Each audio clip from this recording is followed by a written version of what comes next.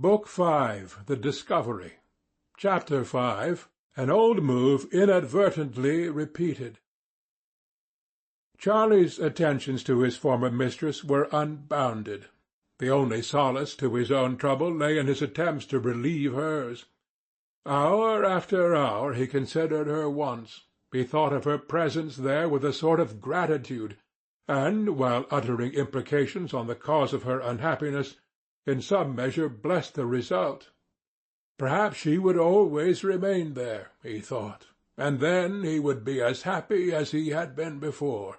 His dread was lest she should think fit to return to Alderworth, and in that dread his eyes, with all the inquisitiveness of affection, frequently sought her face when she was not observing him, as he would have watched the head of a stock-dove to learn if it contemplated flight.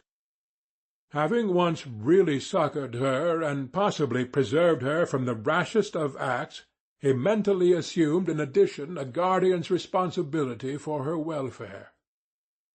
For this reason he busily endeavoured to provide her with pleasant distractions, bringing home curious objects which he found in the heath, such as white trumpet-shaped mosses, red-headed lichens, stone arrowheads used by the old tribes on Egdon, and faceted crystals from the hollows of flints. These he deposited on the premises in such positions that she should see them as if by accident. A week passed, Eustacia never going out of the house. Then she walked into the enclosed plot and looked through her grandfather's spy-glass, as she had been in the habit of doing before her marriage. One day she saw, at a place where the high road crossed the distant valley, a heavily laden wagon passing along. It was piled with household furniture. She looked again and again, and recognized it to be her own.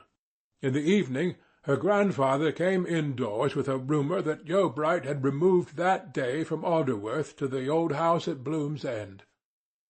On another occasion, when reconnoitring thus, she beheld two female figures walking in the vale. The day was fine and clear, and the persons not being more than half a mile off, she could see their every detail with the telescope. The woman walking in front carried a white bundle in her arms, from one end of which hung a long appendage of drapery, and when the walkers turned, so that the sun fell more directly upon them, Eustacia could see that the object was a baby. She called Charlie and asked him if he knew who they were, though she well guessed. "Mrs. Wildeven, the nurse girl," said Charlie. "The nurse is carrying the baby," said Eustacia. "No, 'tis Mrs. Wildeve's carrying that," he answered. "and the nurse walks behind carrying nothing." The lad was in good spirits that day, for the 5th of November had again come round, and he was planning yet another scheme to divert her from her too absorbing thoughts. For 2 successive years his mistress had seemed to take pleasure in lighting a bonfire on the bank overlooking the valley, but this year she had apparently quite forgotten the day and customary deed. He was careful not to remind her, and went on with his secret preparations for a cheerful surprise, the more zealously that he had been absent last time and unable to assist. At every vacant minute he hastened to gather fir stumps, thorn-tree roots, and other solid materials from the adjacent slopes, hiding them from cursory view. The evening came, and Eustacia was still seemingly unconscious of the anniversary. She had gone indoors after her survey through the glass, and had not been visible since. As soon as it was quite dark, Charlie began to build the bonfire, choosing precisely that spot on the bank which Eustacia had chosen at previous times. When all the surrounding bonfires had burst into existence, Charlie kindled his, and arranged its fuel so that it should not require tending for some time. He then went back to the house, and lingered round the door and windows till she should by some means or other learn of his achievement and come out to witness it. But the shutters were closed, the door remained shut, and no heed whatever seemed to be taken of his performance. Not liking to call her, he went back and replenished the fire, continuing to do this for more than half an hour. It was not till his stock of fuel had greatly diminished that he went to the back door and sent in to beg that Mrs. Yeobright would open the window-shutters and see the sight outside. Eustacia, who had been sitting listlessly in the parlour, started up at the intelligence and flung open the shutters. Facing her on the bank blazed a fire, which at once sent a ruddy glare into the room where she was, and overpowered the candles. "Well done, Charlie," said Captain Vi from the chimney-corner. "but I hope it is not my wood that he's burning. Ah, it was this time last year that I met with that man Venn, bringing home Thomas and Yeobright, to be sure it was. Well, who would have thought that girl's troubles would have ended so well? What a snipe you were in that matter, Eustacia. Has your husband written to you yet?" No, said Eustacia, looking vaguely through the window at the fire, which just then so much engaged her mind that she did not resent her grandfather's blunt opinion. She could see Charlie's form on the bank, shovelling and stirring the fire, and there flashed upon her imagination some other form which that fire might call up. She left the room, put on her garden bonnet and cloak, and went out. Reaching the bank, she looked over with a wild curiosity and misgiving, when Charlie said to her, with a pleased sense of himself, "I made it on purpose for you, ma'am." thank you, she said hastily. but I wish you to put it out now. "It will soon burn down." said Charlie, rather disappointed. "Is it not a pity to knock it out?" I don't know. she musingly answered. They stood in silence, broken only by the crackling of the flames, till Charlie, perceiving that she did not want to talk to him, moved reluctantly away. Eustacia remained within the bank, looking at the fire, intending to go indoors, yet lingering still. Had she not by her situation been inclined to hold in indifference all things honoured of the gods and of men, she would probably have come away. But her state was so hopeless that she could play with it. To have lost is less disturbing than to wonder if we may possibly have won, and Eustacia could now, like other people at such a stage, take a standing point outside herself, observe herself as a disinterested spectator, and think what a sport for heaven this woman Eustacia was. While she stood, she heard a sound. It was the splash of a stone in the pond. Had Eustacia received the stone full in her bosom, her heart could not have given a more decided thump.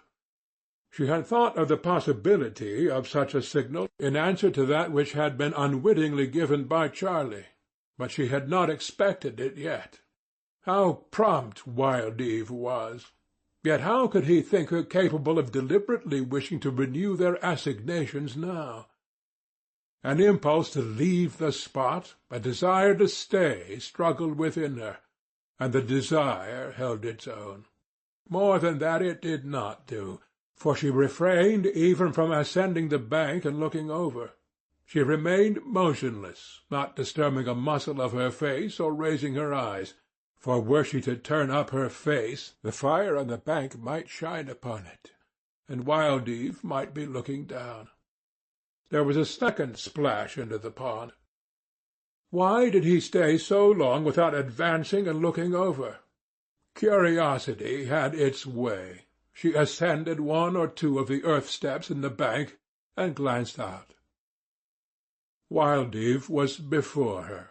He had come forward after throwing the last pebble, and the fire now shone into each other's faces from the bank, stretching breast-high between them. I did not light it, cried Eustacia quickly. It was lit without my knowledge. Don't come over to me. Why have you been living here all these days without telling me? You have left your home. I fear I am something to blame in this. I did not let in his mother. That's how it is. You do not deserve what you have got, Eustacia. You are in great misery. I see it in your eyes, your mouth, and all over you, my poor, poor girl. He stepped over the bank. You are beyond everything unhappy. No, not exactly. It has been pushed too far. It is killing you. I do think it. Her usually quiet breathing had grown quicker with his words. I...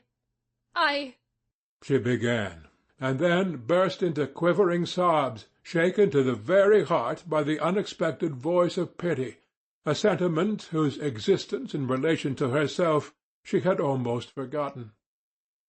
This outbreak of weeping took Eustacia herself so much by surprise that she could not leave off, and she turned aside from him in some shame, though turning hid nothing from him. She sobbed on desperately. Then the outpour lessened, and she became quieter. Wildeve had resisted the impulse to clasp her, and stood without speaking. "Are you not ashamed of me, who used never to be a crying animal?" she asked in a weak whisper as she wiped her eyes. "Why didn't you go away? I wish you had not seen quite all that. It reveals too much by half."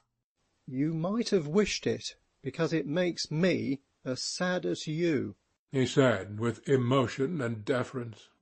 As for revealing, the word is impossible between us two. "I did not send for you. Don't forget it, Damon. I am in pain, but I did not send for you. As a wife, at least, I've been straight." Never mind, I came.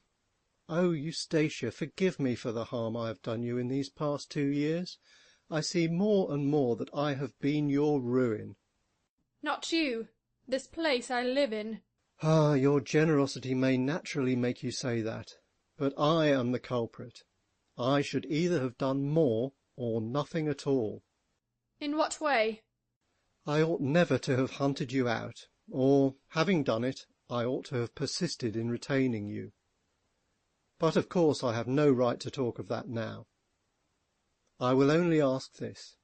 Can I do anything for you? Is there anything on the face of the earth that a man can do to make you happier than you are at present?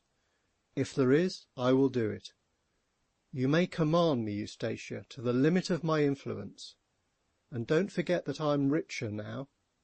Surely something can be done to save you from this. Such a rare plant in such a wild place, it grieves me to see. Do you want anything bought? Do you want to go anywhere? Do you want to escape the place altogether? Only say it, and I'll do anything to put an end to those tears, which but for me would never have been at all." "We are each married to another person," she said faintly. "and assistance from you would have an evil sound after... Well, there's no preventing slanderers from having their fill at any time, but you need not be afraid. Whatever I may feel, I promise you on my word of honour never to speak to you about, or act upon, until you say I may. I know my duty to Thomasin quite as well as I know my duty to you as a woman unfairly treated. What shall I assist you in?" "In getting away from here." "Where do you wish to go?" "I have a place in my mind. If you could help me as far as Budmouth, I can do all the rest. Steamers sail from there across the Channel, and so I can get to Paris, where I want to be." "Yes," she pleaded earnestly. "help me to get to Budmouth harbour without my grandfather's or my husband's knowledge, and I can do the rest." "Will it be safe to leave you there alone?" Yes, yes, I know Budmouth well." "Shall I go with you? I am rich now." She was silent. "Say yes, sweet." She was silent still. "Well, let me know when you wish to go. We shall be at our present house till December. After that we remove to Casterbridge. Command me in anything till that time." "I will think of this," she said hurriedly. "whether I can honestly make use of you as a friend, or must close with you as a lover. That is what I must ask myself. If I wish to go and decide to accept your company, I will signal to you some evening at 8 o'clock, punctually, and this will mean that you are to be ready with a horse and trap at 12 o'clock the same night to drive me to Budmouth harbour, in time for the morning boat." "I will look out every night at 8, and no signal shall escape me." "Now please go away. If I decide on this escape, I can only meet you once more unless... I cannot go without you. Go! I cannot bear it longer. Go! Go!" Wildif slowly went up the steps and descended into the darkness on the other side, and as he walked he glanced back, till the bank blotted out her form from his further view. End of Book 5, Chapter 5.